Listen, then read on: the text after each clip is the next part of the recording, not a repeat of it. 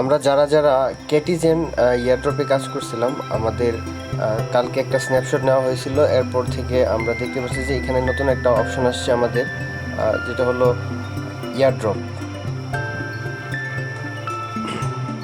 Airdrop অপশনে যখন আমরা ক্লিক করব তখন আমরা আসলে এখানে দেখতে পারবো যে আমরা কে কতগুলো টোকেন আমরা পাইছি, এবং এটা উইথড্র করার সিস্টেমটা হলো আপনারা চাইলে বাইন্যান্স বা বাইবিটে এটা উইথড্র করতে পারবেন। তার জন্য আপনাদের আসতে হবে ডিপোজিট অপশনে।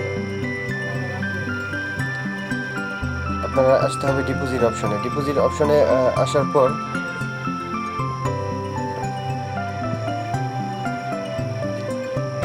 ডিপোজিট অপশনে আসার পর আপনারা এখানে দেখতে পাবেন যে বাইন্যান্স লেখা,